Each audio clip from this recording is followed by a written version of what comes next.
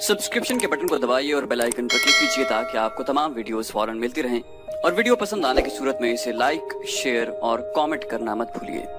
खालिद का घोड़ा मदीने की तरफ चला जा रहा था। उसके जहन में फिर खुबैब बिन अदी और ज़ैद बिन अल-दस्ना आ गए। लोग उनकी बोलियां बढ़ कर दे रहे थे। आखिर सौदा हो गया और कुरैश के दो आदमियों ने उन्हें बहुत से सोने के इवज खरीद लिया। ये दोनों आदमी उन दोनों सहाबियों को अबू सुफियान के पास ले गए।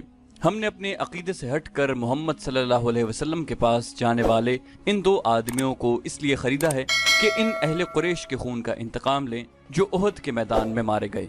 उन्हें खरीदने वालों ने कहा, हम इन्हें आपके हवाले करते हैं, आप कुरैश के सरदार और सालार हैं। अबू सुफियान ने कहा, हाँ, मक्का की जमीन मुसलमानों के खून की प्यासी है। इन दो मुसलमानों का खून अपनी जमीन को पिला दो। लेकिन मुझे याद आ गया है कि ये महीना जो गुजर रहा है हमारे देवताओं उज़ा और हुबल का मुकद्दस महीना है। ये महीना खत्म हो लेने दो। अगले दिन इन्हें खुले मैदान में ले जाकर लकड़ी के दो खंभों के साथ बांध देना और मुझे बुला लेना। खालिद ने जब अबू सुफियान का ये हुक्म सुना तो वो उसके पास गया। मुझे आपका ये फैसला अच्छा नहीं लगा। खालिद ने अबू सुफियान से कहा, हम दुगनी और तिगनी तादाद में होते हुए अपनी जमीन को मुसलमानों का खून नहीं पिला सके तो हमें हक हासिल नहीं कि दो मुसलमानों को धोखे से यहाँ लाकर उनका खून बहाया जाए। अबू सुफियान, क्या आप जानते हैं कि मुसलमानों को धोखा देने वाली 3-4 औरतें थीं?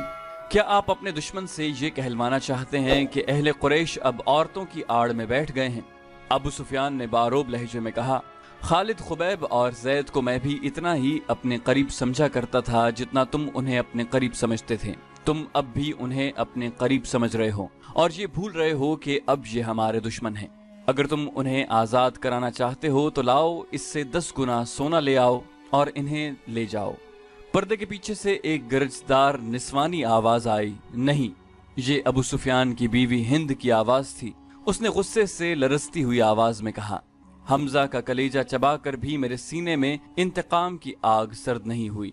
अगर सारी दुनिया का सोना भी मेरे आगे ला रखो तो भी मैं इन दोनों मुसलमानों को आजाद नहीं करूंगी। खालिद ने कहा, अबू सुफियान, अगर मेरी बीवी मेरी बात के दरमियान यूं बोलती तो मैं उसकी जबान खींच लेता। हिंद की आवाज आई, तुम अपनी बीवी की जबान खींच सकते हो? तुम्हारा बाप नहीं मारा गया था, तुम्हारा कोई बेटा नहीं मारा गया और तुम्हारा चचा भी नहीं मारा गया।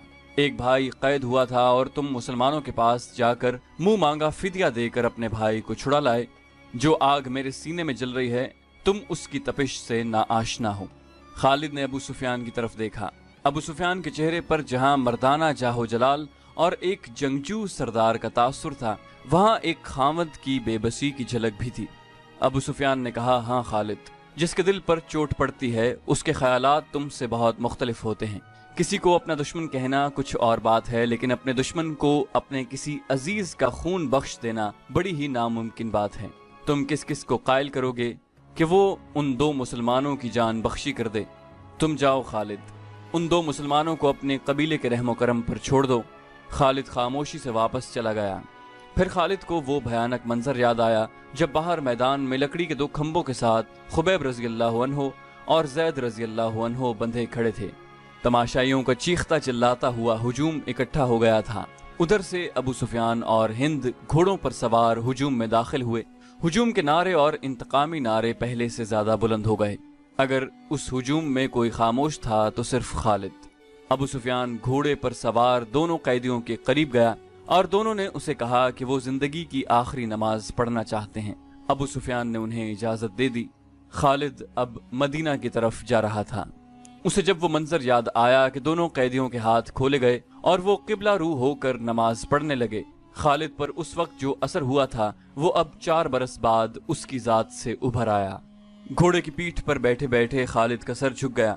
खुबैब बिन अदी और ज़ैद बिन अल-दस्ना हुजूम की चीखों पुकार से लाताल्लुक अपनी मौत से बेपरवाह खुदा के हुजूर रुकू और सुजूद में महव थे। उन्होंने निहायत इत्मीनान से नमाज पढ़ी, दुआ के लिए हाथ उठाए। कोई नहीं बता सकता कि उन्होंने खुदा से क्या दुआ मांगी। उन्होंने खुदा से ये नहीं कहा होगा कि दुश्मन उन्हें आजाद कर दे। वो उठे और खुद ही लकड़ी के खंभों के साथ पीठें लगाकर खड़े हो गए।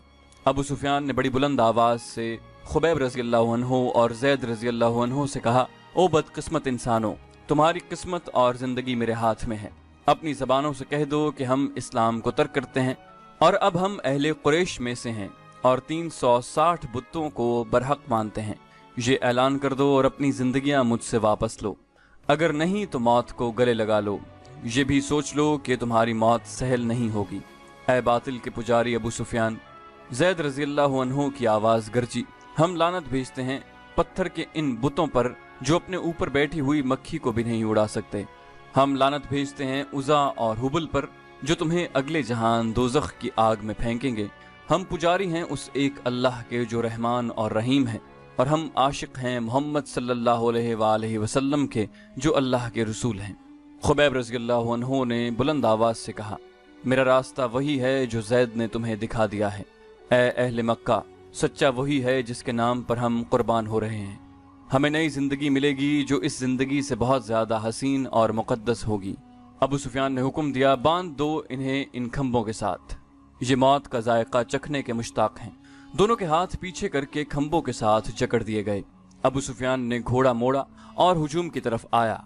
उज़ा और हुबल की कसम, अबू सुफियान ने बुलंद आवाज से हुजूम से कहा, मैंने अपने कबीले में कोई एक भी ऐसा नहीं देखा जो अपने सरदार पर इस मोहब्बत और इसार से जान कुर्बान करने के लिए तैयार हो जिस तरह मोहम्मद के पैरोकार उसके नाम पर फिदा होते हैं।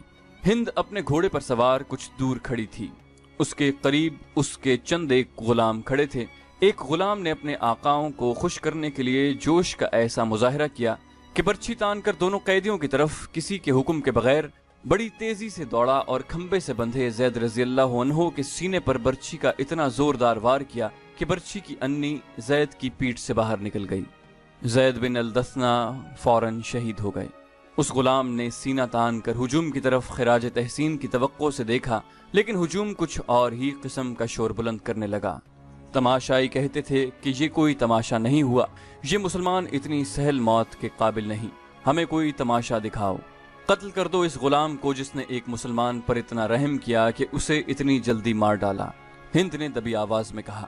कई आदमी तलवारें और बर्छियां लहराते उस गुलाम की तरफ दौड़े, लेकिन बहुत से आदमी दौड़कर उन आदमियों और गुलाम के दरमियान आ गए। खबरदार, पीछे खड़े रहो। एक आदमी ने जो घोड़े पर सवार था ललकार कर कहा, अरबी खून इतना बुज़दिल नहीं कि दो आदमियों को बांध कर मारने के लिए कुरैश का पूरा कबीला इकट्ठा हो गया है। खुदा की कसम, अबू सुफियान की जगह अगर मैं होता तो इन दोनों आदमियों को आज़ाद कर देता। ये हमारा खून है और ये हमारे मेहमान हैं, हम इनसे मैदान जंग में लड़ेंगे। ये खालिद था। हुजूम में से कई आवाजें सुनाई दी, ये ठीक कहता है, दुश्मन को बांध कर मारना अरब की रिवायत के खिलाफ है। तमाशाइयों के हुजूम में से बेशुमार आवाजें ऐसी सुनाई दे रही थीं जो कहती थी कि हम तमाशा देखेंगे, हम दुश्मन को इस तरह मारेंगे कि वो मर मर कर जिए। थोड़ी देर बाद तमाशाइयों का हुजूम दो हिस्सों में बट गया कि एक गिरोह खुबैब रज़ी अल्लाहु अन्हु के कत्ल के खिलाफ था, इसे वो अरब की रिवायती बहादुरी के मुनाफी समझता था, और दूसरा गिरोह खुबैब रज़ी अल्लाहु अन्हु को तड़पा तड़पा कर मारने के नारे लगा रहा था। खालिद ने जब अहले मक्का को और दूर दूर से आए हुए तमाशाइयों को इस तरह एक दूसरे के खिलाफ नारे लगाते देखा तो वो दौड़ता हुआ अबू सुफियान तक गया। खालिद ने कहा, देख लिया अबू सुफियान, देख लें यहाँ मेरे कितने हामी हैं, एक को मार दिया है, दूसरे को छोड़ दें, वरना अहले कुरैश आपस में टकरा जाएंगे। हिंद ने खालिद को अबू सुफियान के पास खड़े देखा तो वो समझ गई कि खालिद भी खुबैब रज़ी अल्लाहु अन्हु की रिहाई का हामी है। हिंद ने घोड़े को ईड़ लगाई और उन दोनों के पास जा पहुंची। खालिद, हिंद ने सख्त बिफरी हुई आवाज में कहा, मैं जानती हूँ तुम क्या चाहते हो। क्या तुम अबू सुफियान को अपना सरदार नहीं मानते? अगर नहीं तो यहाँ से चले जाओ, मैंने जो सोचा है वो होकर रहेगा।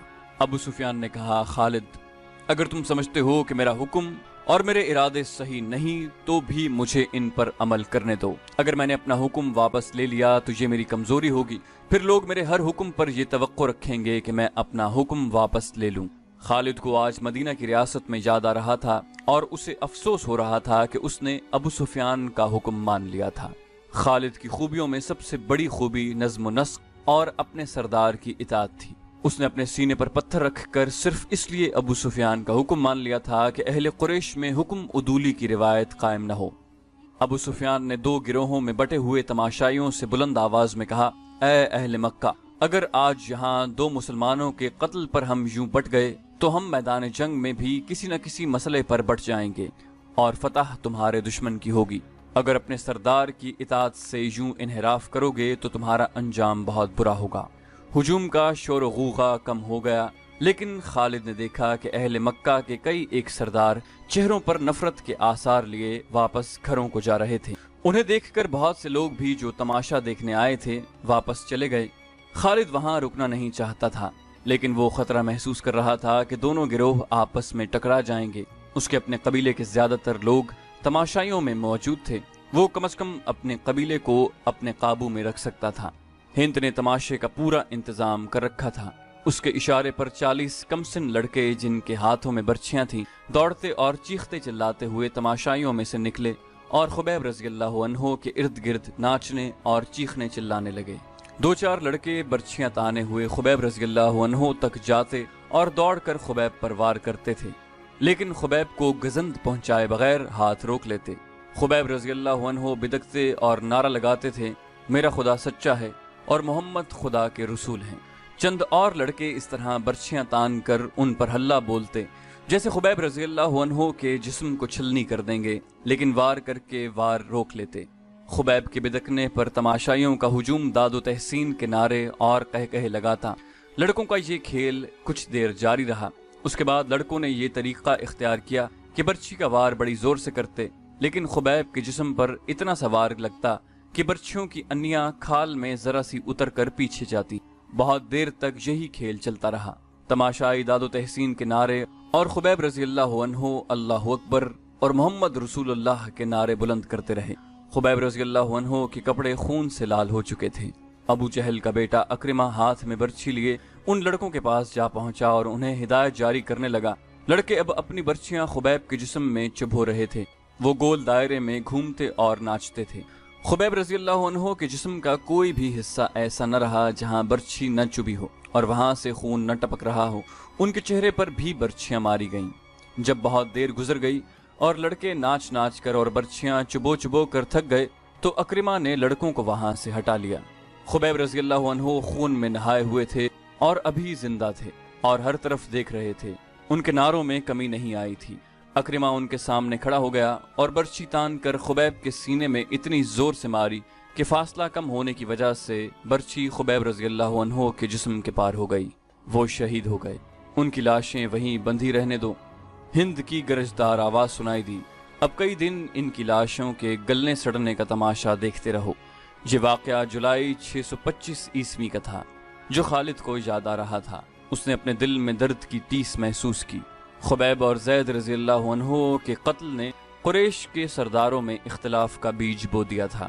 جس طرح ان دو مسلمانوں نے آخری وقت نماز پڑھی اور اسلام سے نکل آنے پر موت کو ترجیح دی، اس نے قریش کے کئی سرداروں پر گہرا اثر چھوڑا۔ خود خالد نے اگر اسلام کی نہیں تو خبیب اور زید رضی اللہ عنہ کی دل ہی دل میں بہت تعریف کی۔ ابو سفیان اور اس کی بیوی ہند کے خلاف اس کے دل میں ناپسندیدگی پیدا ہو گئی تھی۔ اس نے اپنے آپ سے کہا کہ یہ جنگجوؤں کا شیوا نہیں تھا، یہ جنگجوؤں کو زیب نہیں دیتا۔ ایک روز وہ ان سرداروں کی محفل میں بیٹھا تھا جو رسول خدا صلی اللہ علیہ وسلم کے ان 2 اصحاب کے قتل کے خلاف تھے۔ کیا تم سب جانتے ہو کہ مارے جانے والے یہی 2 نہیں بلکہ 6 مسلمان تھے؟ خالد نے پوچھا۔ ایک نے جواب دیا، ہاں، یہ شارجہ بن مغیث کا کام ہے۔ وہ ان 6 مسلمانوں کو دھوکے سے پھندے میں لایا تھا اور اس کے پیچھے مکہ کے یہودیوں کا دماغ کام کر رہا ہے۔ خالد نے کہا، اور اس میں یوہاوا یہودن نے 2-3 اور یہودی لڑکیوں کو ساتھ ملا کر اپنے حسن کا جادو چلایا ہے۔ یوہاوا جادوگرنی ہے۔ ایک سردار نے کہا، بھائی کو بھائی کے ہاتھوں ذبح کرا سکتی ہے، کیا یہ خطرہ نہیں کہ یہودی ہمیں بھی ایک دوسرے کا دشمن بنا دیں؟ کسی اور سردار نے کہا۔ ایک بوڑھا سردار بولا، نہیں، وہ محمد کے اتنے ہی دشمن ہیں جتنے ہم ہیں۔ یہودیوں کا مفاد اس میں ہے کہ وہ ہمارے اور مسلمانوں کے درمیان دشمنی اتنی پکی اور اتنی شدید کر دیں کہ ہم مسلمانوں کا نام و نشان مٹا دیں۔ ہمیں مسلمانوں پر شک نہیں کرنا چاہیے، ایک سردار نے کہا، بلکہ ضرورت یہ ہے کہ ہم یہودیوں کو مسلمانوں کے خلاف زمین کے نیچے استعمال کریں، لیکن ایسے نہیں جیسے شارجہ نے کیا۔ خالد نے کہا، اور ایسے بھی نہیں کہ جیسے ابو سفیان اور اس کی بیوی نے کیا۔ کیا تم سب جانتے ہو کہ یوہاوا مکہ کے چند ایک یہودیوں کے ساتھ مدینہ چلی گئی ہے؟ بوڑھے سردار نے کہا اور خود ہی جواب دیا، وہ مدینہ اور ارد گرد کے یہودیوں اور دوسرے قبائلیوں کو مسلمانوں کے خلاف ابھاریں گے۔ اسلام کے فروغ سے وہ لوگ خود خطرہ محسوس کر رہے ہیں۔ اگر محمد کا عقیدہ پھیلتا چلا گیا تو اور میدان جنگ میں محمد کے پیروکاروں کا جذبہ یہی رہا تو جو ہم دیکھ چکے ہیں تو خدائے یہودا کا سورج غروب ہو جائے گا، لیکن یہودی لڑنے والی قوم نہیں۔ خالد نے کہا وہ میدان جنگ میں ہمارا ساتھ نہیں دے سکتی، مسلمانوں کے لیے وہ میدان جنگ میں زیادہ مہلک ثابت ہوں گے۔ ایک اور سردار نے کہا وہ اپنی یوہاوا جیسی دلکش لڑکیوں کے ذریعے مسلمان سرداروں اور سالاروں کو میدان جنگ میں اترنے کے قابل نہیں چھوڑیں گے۔